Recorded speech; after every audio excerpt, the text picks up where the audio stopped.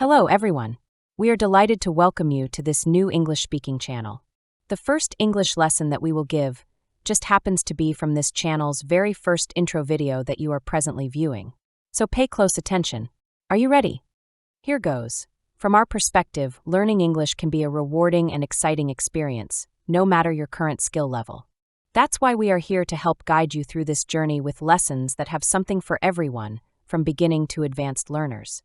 We'll try to be brief and concise as we outline what you can expect from these lessons. In each lesson, we will focus on listening and repeating with proper pronunciation, an approach that we encourage you to embrace fully. Listening in fragments or chunks can be a powerful way to absorb language and recognize how words and phrases fit naturally into conversation. Audio lessons have an advantage because they don't require you to be stuck to a screen. You can learn during your commute, working in your garden, or during any activity that you choose. In each lesson, you'll learn English words and phrases in chunks. This is commonly called chunk learning. For example, you'll come across phrases like to be delighted to, or to pay attention, etc. Learning words in these fragments or chunks will boost your vocabulary much faster. So don't worry, you'll soon see its benefits. The goal is that you feel motivated to engage with the content here. We expect each lesson to introduce at least 10 new vocabulary chunks. We suggest listening attentively and pausing the recording whenever necessary so that you may practice repeating the phrases. While building a strong vocabulary, it's essential to maintain focus. We encourage you to listen multiple times if needed, taking note of proper pronunciation until you are able to speak along with the recording with ease. Remember, at this early stage, patience is key. Don't be discouraged, it will come to you, sooner or later. Everyone deserves a little bit of encouragement, so don't give up. And in case a phrase or new word feels challenging, that's all the more reason to practice it more. Don't disregard these moments of opportunity for growth. To wrap up, just remember, learning a language isn't just about studying, it's about connecting with others and being able to unite your ideas into conversation. We hope you're as excited as we are about the lessons ahead. In time, you'll discover your own natural talent for language. So let's begin this journey together, step by step. And after having shared our approach with you today, we look forward to seeing your progress. Now, on to today's chunk learning. Chunks of the day. Listen to the following chunk. En español, estar contento de. Or similarly, estar encantado de. Estar contento de. Estar encantado de. In English, this would be to be delighted to. To be delighted to. Used in a sentence, a good example would be, first in Spanish. Estoy contento de haber podido compartir esto contigo. Estoy contento de haber podido compartir esto contigo. In English, we say it like this. I am delighted to have been able to share this with you. I am delighted to have been able to share this with you. A similar way to say to be delighted to in Spanish would be, Estoy encantado de conocerte. Estoy encantado de conocerte. And in English, I am delighted to know you. Or, I am delighted to meet you. Once more, I am delighted to know you. Or, I am delighted to meet you. Okay then. On to the next chunk phrase. Dar la bienvenida. Darle la bienvenida. Recibir. O acoger. Once more. Dar la bienvenida. Darle la bienvenida. Recibir. O acoger. This phrase means to welcome. To welcome. As in the following example. Hice una pancarta para recibir a mi esposa.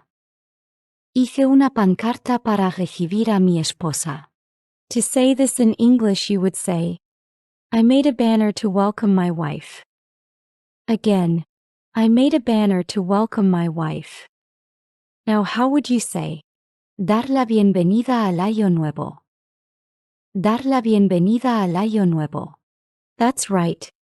To welcome the new year. To welcome the new year. Now, how about una cálida bienvenida? Una cálida bienvenida. Listen and repeat. A warm welcome. A warm welcome. How about, la niña recibió una cálida bienvenida cuando llegó. La niña recibió una cálida bienvenida cuando llegó. You would say, the little girl received a warm welcome when she arrived. I repeat, the little girl received a warm welcome when she arrived.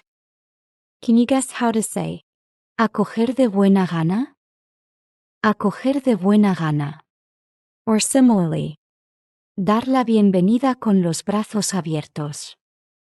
Dar la bienvenida con los brazos abiertos.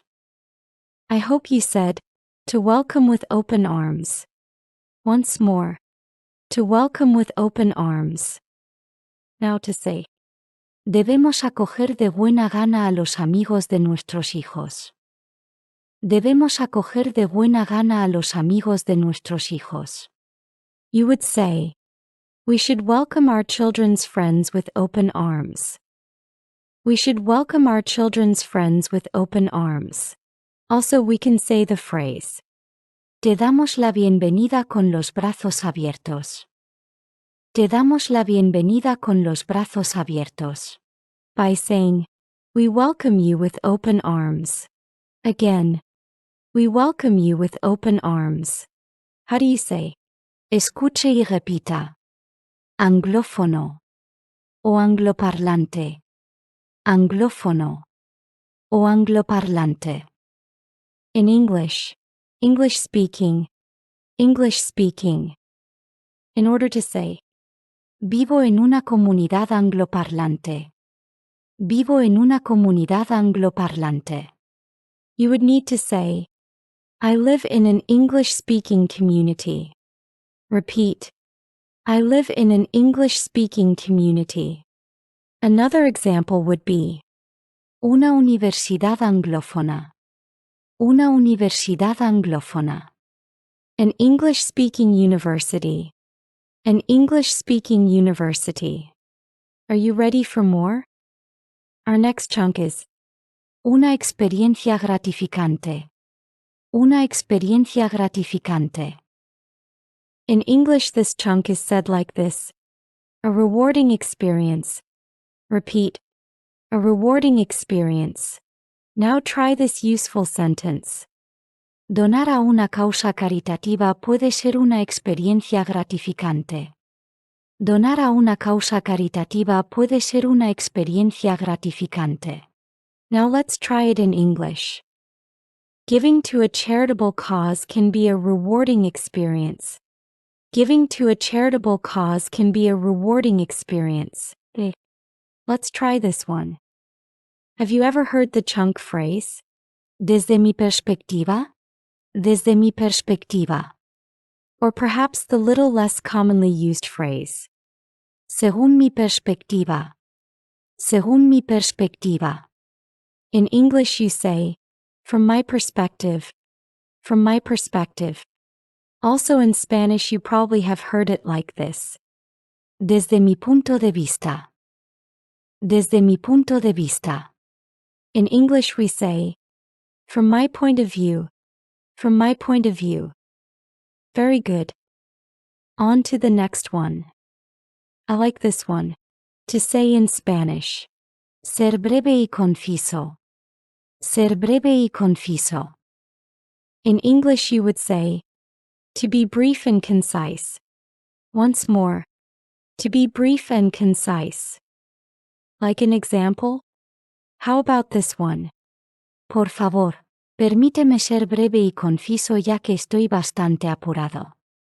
Por favor, permíteme ser breve y conciso ya que estoy bastante apurado.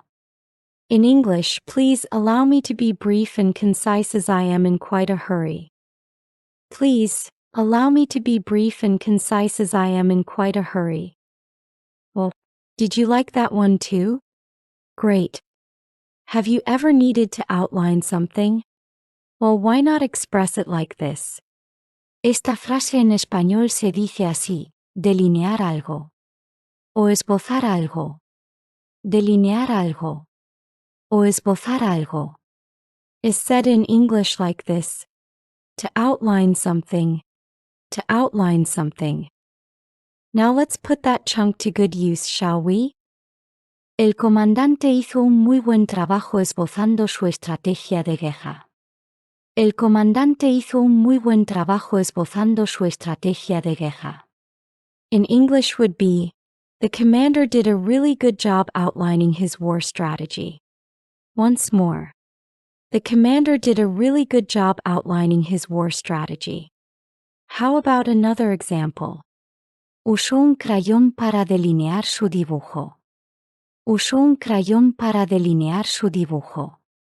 In English would be, he used a crayon to outline his drawing. He used a crayon to outline his drawing. Now to say, aprender por chunks. Aprender por chunks. In English you would say, chunk learning. Chunk learning. Listen to the following example. Aprender por chunks puede acelerar el aprendizaje. Aprender por chunks puede acelerar el aprendizaje. In English, you would say learning in chunks can accelerate learning. Again, learning in chunks can accelerate learning. Also, chunk learning can accelerate learning. Chunk learning can accelerate learning. Very good. Try to say the following chunk in English. Prestar mucha atención. Prestar mucha atención. You would have to say, to pay close attention. I repeat, to pay close attention. And now in a sentence, in Spanish. Cuando estoy distraído, es muy difícil prestarle mucha atención mientras habla. Cuando estoy distraído, es muy difícil prestarle mucha atención mientras habla. And now in English. When I am distracted, it's very difficult to pay close attention to him speak. When I am distracted, it's very difficult to pay close attention to him speak. All right then. One more, then we're done. The chunk phrase in Spanish. Para concluir las cosas. Para concluir las cosas. Would be, to wrap things up. Again, to wrap things up. Also, you can simply say, to wrap up. To wrap up. As in this example for the following conclusion of this lesson. Bueno, eso concluye la primera lección. Bueno, eso concluye la primera lección. Now in English. Well, that wraps up the first lesson. Well, that wraps up the first lesson. Well, that's it for today, folks. Now, to help this channel grow, please consider hitting the like, share, subscribe, and the notification bell icons. And until next time, be blessed.